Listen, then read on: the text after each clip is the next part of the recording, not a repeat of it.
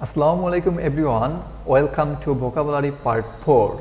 In this lesson I am going to teach you 5 English words. These are arrange, anywhere, alternative, ancient and apologize. So let's get started. First one is arrange, যার অর্থ ব্যবস্থা করা এবং যেটি verb হিসাবে কাজ করে। Okay, please arrange a meeting with your manager. আপনার ম্যানেজারের সাথে একটি মিটিংয়ের ব্যবস্থা করুন। Next one, can you arrange for us to meet your parents. আপনি কি আপনার পিতামাতার সাথে দেখা করার ব্যবস্থা করতে পারবেন?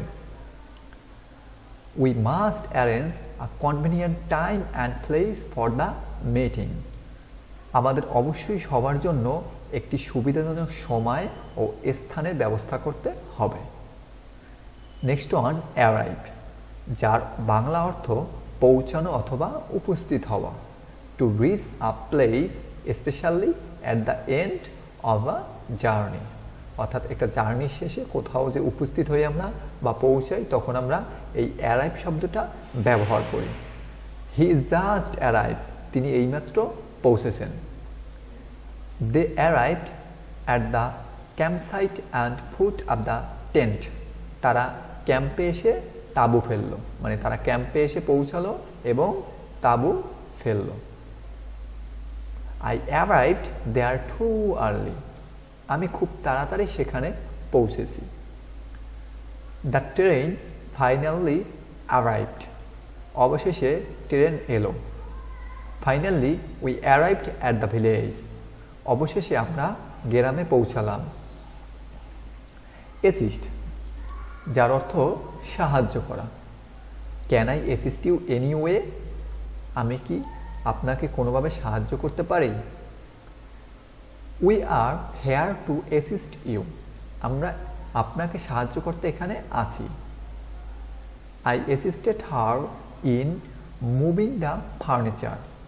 আমি তাকে আসবাবপত্র সরাতে সাহায্য করেছি।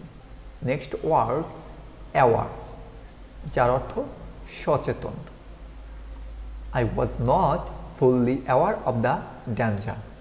আমি বিপদ সম্পর্কে পুরোপুরি সচেতন ছিলাম না। I am aware of its importance. আমি এর গুরুত্ব সম্পর্কে সচেতন। I am aware of the difficulties. আমি অসুবিধা সম্পর্কে সচেতন।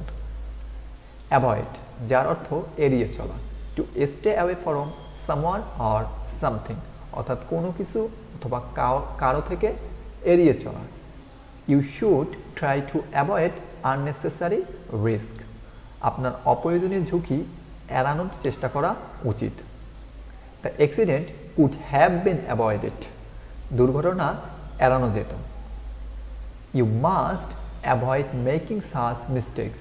এই ধরনের ভুল করা থেকে আপনার বিরত থাকতে হবে।